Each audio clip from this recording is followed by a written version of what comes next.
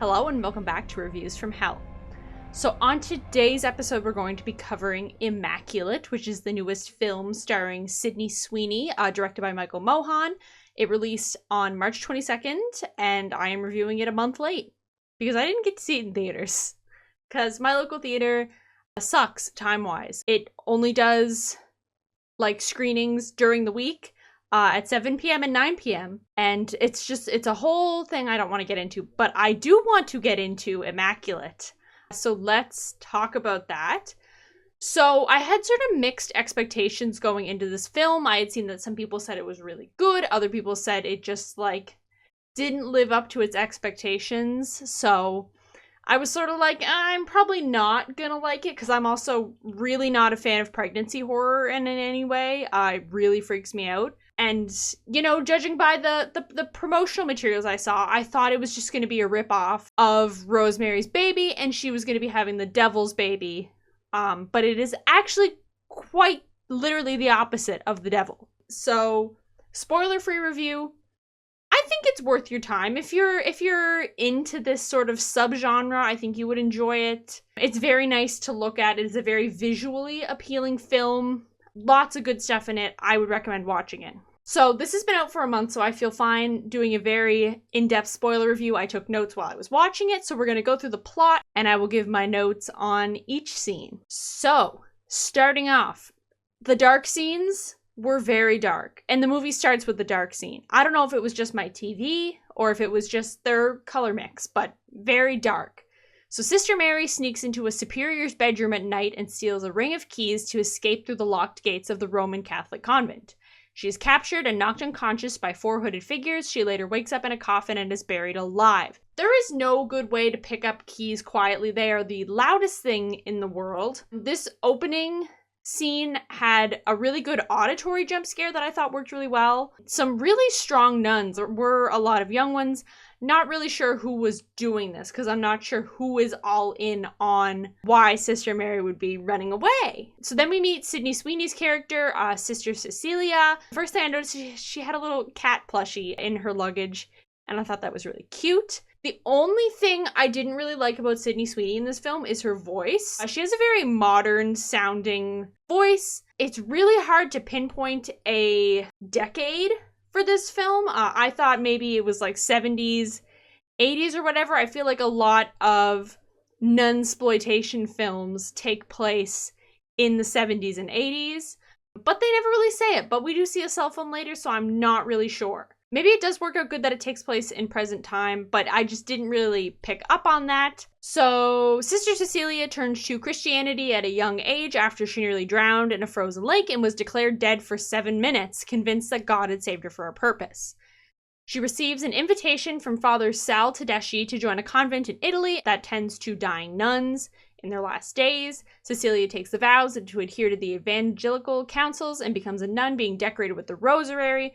So leading up to that, there was a quote that I wrote down from one of the scenes that I really liked, which was, "Death was a part of everyday life here." She is in Italy, and there is a bit of a language barrier. We do see, like, Italian for dummies or something like that, or, like, learning Italian for stupid people or something in her luggage, which I thought was a nice touch. But she makes no effort to learn any Italian throughout the movie, so I find that very funny. But I just realized how scary language barriers are in this type of scenario. Though the dark scenes were way too dark right off the bat, I did find that anything done in low light, where there is light present in the room, was lit very beautifully. This film has absolutely stunning production design and, like, beautiful locations. Like, I cannot get over how beautiful the locations that they filmed on are. It's a gorgeous church that they're shooting in for most of the time. So while Sister Cecilia is doing her vows, she's making them in a language she doesn't even understand. And yes, Father Tedeschi, I forget how to pronounce it, is translating it for them. Since we kind of know what his character does later in the film, like, how do we know that that's actually what they were saying and they weren't signing up to be these little experiments? I don't know. And I had written, I think Father Tedeschi is in on a bigger plot, and he was. Good deduction skills. So after this, they have like a little after party or whatever, and they're drinking wine, and I didn't think nuns were allowed to drink. I thought that was always like a a trope in nun stuff where they like sneak drinks or whatever. They're all like, they're like secretly alcoholics. They like have flasks hidden in their like nun robes or whatever. I didn't know they were allowed to drink, or maybe they are at this convent. I'm not sure. We do get a flashback scene of Cecilia drowning, and there's a really good jump scare. I've seen a lot of people say that the jump scares in this are really cheap, but I really enjoyed them, actually. And I hate jump scares. And what was just as good as the jump scares was the score for this movie. It was really good. Cecilia befriends Sister Gwen and is struck by certain oddities, such as an elder nun having scars on her feet in the shape of crosses. The convent's chapel houses what they claim is a holy nail relic that was taken from the cross when she was crucified. This scene was absolutely crazy. Had no idea what was going on with that spike in the beginning, and they explained it more, and I was like, interesting, maybe it just has, like, strong powers. I didn't think that they were fucking taking the DNA off of it to try and resurrect Jesus Christ. Cecilia has a dream that night in a confession booth, and I really liked the way this was shot. There was a jump scare that was sort of building to it. It was a really cool sequence. Then Cecilia wakes up and sees sort of a white figure standing in the corner of a room, and it gave me fucking war flashbacks to when I saw a ghost in my bedroom as a child, because it was sort of the same shape, and I was like, don't like this. But it doesn't last that long. You get a nice little montage of Cecilia and Gwen doing like their nun duties or whatever and having fun and like learning the ins and outs. It's really cute. We get another jump scare where Cecilia is going to bed, and then she wakes up and a nun like cuts part of her hair off, but it almost looks like it's gonna stab her in the face. I thought that was really well executed, very scary. And then we do get a little bit of backstory for Gwen, and then Cecilia pukes and we find out she's pregnant. I am surprised to discover that they have fucking urinalysis at this parish. I didn't think the technology was so advanced that they just have like an in-house urinalysis unit. Very interesting. There was a really good jump scare with a crow flying at a window that I know a lot of people probably thought was cheap, but I enjoyed it. It would have been really cool to go into this movie not knowing the pregnancy subplot. It would be really cool going into this movie completely blind and just seeing maybe if before you find out she's pregnant, if you would suspect that at all. Then we see this sort of red folder that the nuns sort of tuck away, and I was like, she hasn't been here that long. Why do they have a folder seemingly related to her?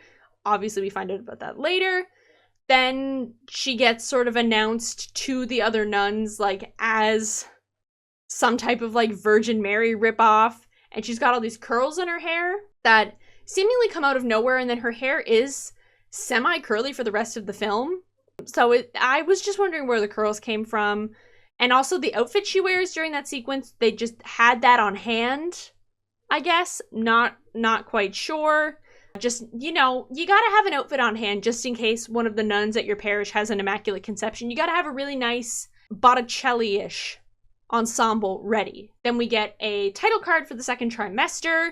One of her teeth fall out, which is fucked up and actually a real thing that can happen to you when you're pregnant. Then Cecilia's in this bath, and we get a sequence between her and Isabel where Isabel tries to drown her, and she keeps saying they have to try again with me. And I was like, she's probably gonna die soon, I have a feeling, because she's like killing their Virgin Mary. And then I wrote they baby trapped her to the parish, which I feel like is a strong line to describe this film.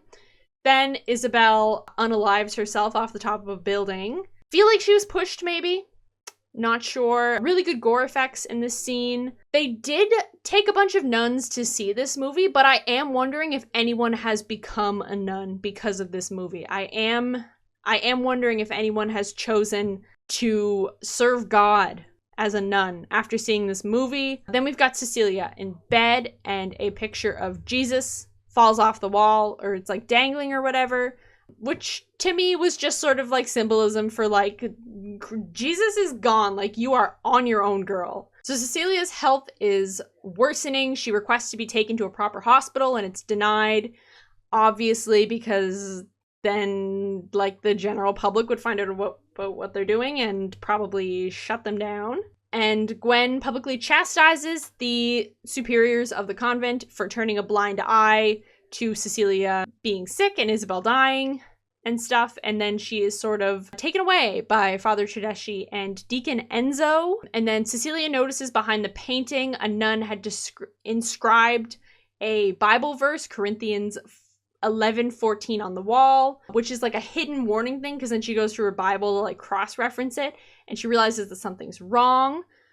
So she sneaks into the room where they had interrogated her about being pregnant, and there was really good suspense building in the scene. She finds the red folder, and they had been keeping tabs on her about her life and stuff, and sort of her saying that God resurrecting her after being dead for 7 minutes like meant she had a purpose to him or whatever.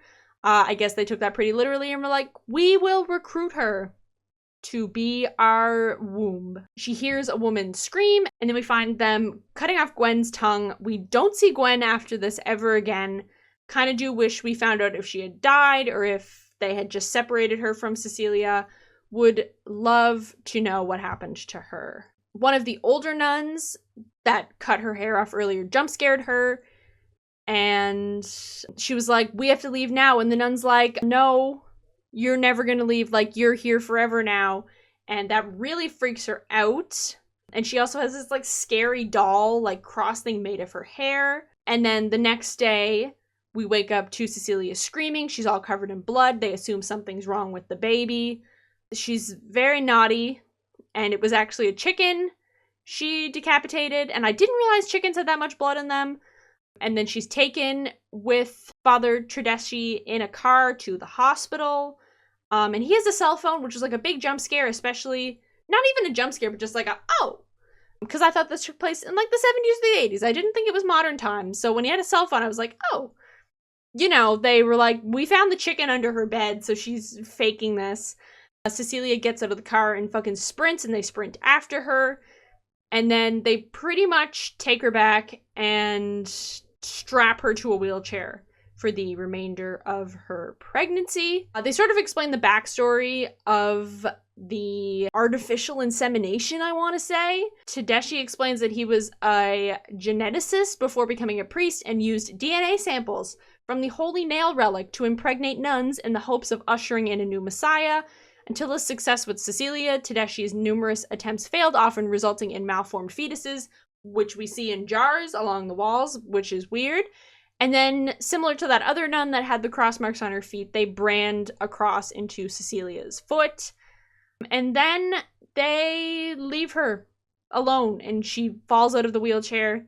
And it's like, man, you guys maybe should be taking better care of her if you think she's carrying your fucking next messiah. Then we get a third trimester title card. We've got Cecilia in a confession booth again, and her fucking nail comes off. And of all the things that happened in this movie, I had to look away during that. I don't know what it is about fingernails, but I couldn't do it. I had to look away during that. It not good. And then she attempts to escape.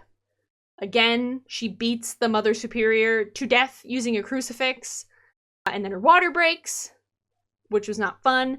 I loved that as the baby gestates, I think that's the word, Sydney Sweeney just looks worse during this movie. Like, all the color is gone from her face, like her hair is like dry and frizzy. I'm assuming it was intentional to make her look worse because, I don't know, the baby's sucking everything out of her or whatever. So she strangles the cardinal with a rosary and then finds Tedeschi's lab and burns it down with ethanol. She traps him in there and he gets all burnt.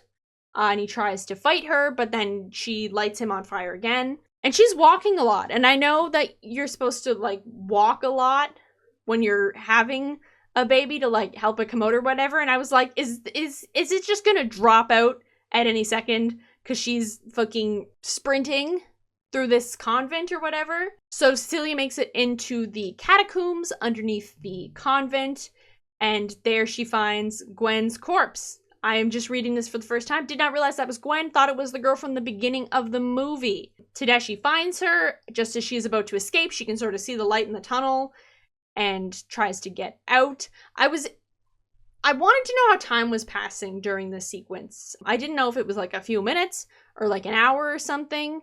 There was a lot of buildup in this catacomb sequence for a jump scare, and then we did get one, but it wasn't as big as I expected. So then Tedeschi and Cecilia are fighting, and he takes a scalpel and tries to perform a cesarean section on her, which was crazy. Literally a nightmare scenario to be in. Because it's like, die in a catacomb, / be cut open in a catacomb, or go outside and be God knows where all alone and friggin' have a baby. Not fun. She had the holy nail like in her pocket or something and stabs him through the neck. And then she goes outside and does a like 4-minute long screaming sequence, which was really, really, really good. I think they did it in one take. I think that was a one take thing. And then the baby comes out. And then I was sort of like, they're really holding on her face and stuff. Are they going to show the baby? And they didn't. And, you know, she sort of listens to the baby making like weird, disgruntled, like almost animal, like breathing noises. And she drops the rock on the baby. And he dies, probably. 100%. So we never got to see what it looks like. And honestly, I think that's really cool to leave it up to our imaginations. I don't know, I feel like that'd be a big gore thing, especially at the end of the movie where there's not really any sort of resolution for the character, to just show this scary fucked up looking baby and then roll credits. It would be like, the ending's kind of weird. But this ending is really good, and I really enjoyed it. And I probably wouldn't watch this movie again. Maybe I would watch it with a group of people, but it's not something I would put on by myself, but I still really enjoyed it. And I mean, if you're at the end here, you've listened to the whole description of the movie, but if you haven't seen it yet, I would recommend you watch it. Seems like we're getting a lot of religious horror movies this year. We got this, and then The First Omen, and then Russell Crowe doing yet another movie about being an exorcist. This time it's about being an exorcist in a movie, I think. And last year he was the Pope's exorcist. So I'm interested to see what his career trajectory will be now. But yeah, let me know what you thought about Immaculate down in the comments. Make sure to like, share, and subscribe if you haven't already. I will be back soon with another review of a new horror release, so stay tuned for that. And I will see you in the next review video.